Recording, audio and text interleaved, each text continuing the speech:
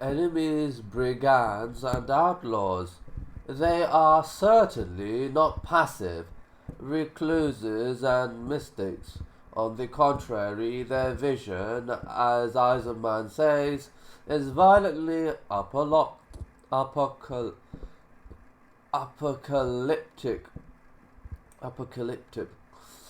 and provides a theological corollary to the violent action with which the zealots are usually associated.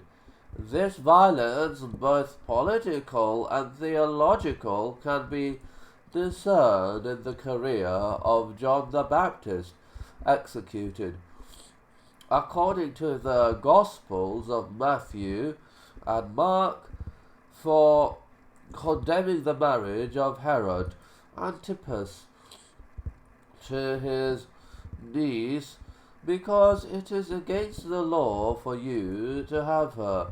And indeed, Eisenman has even suggested that John the Baptist may have been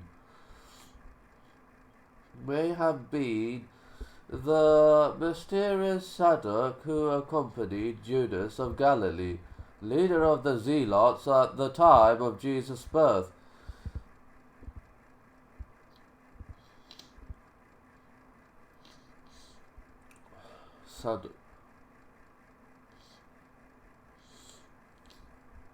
To recapitulate, then, there emerged from the confusing welter of sobriquets and nomenclature the configurations of a broad movement in which Essenes, Sadducites, Nazareans, Zealots, and other such supposed factions effectively fused.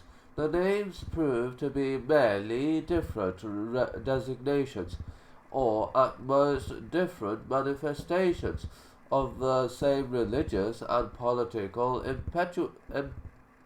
impetus, diffused throughout the Holy Land and beyond from the 2nd century BC on. The ostensibly separate factions would have been, at most, like the variety of individuals, groups, and interests which coalesced to form the single movement.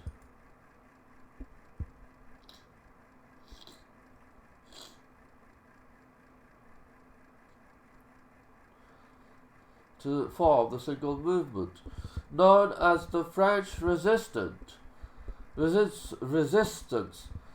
during the Second World War. At most, for Robert Eisenman personally, any distinction between them is but a matter of degree.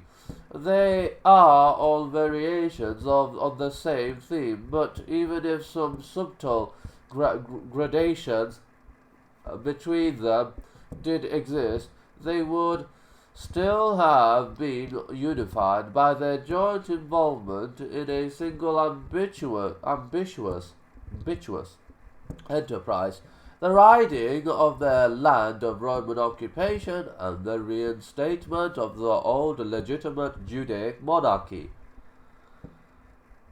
together with its rightful priesthood.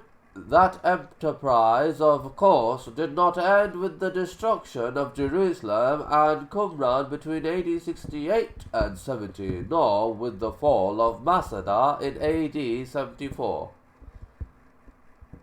In the immediate aftermath of the debacle, large numbers of Zealots and Sicarii fled abroad to places where there were sizable Judaic populations, to Persia, for example, and to Egypt.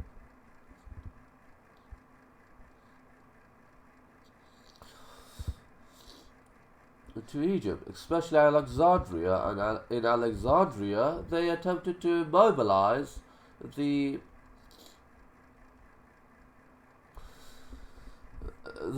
local Jewish population for yet another uprising against Rome. They met with little success. Some 600 of them being rounded up and handed over to the authorities. Men, women, and children were tortured in an attempt to make them acknowledge the emperor as a god.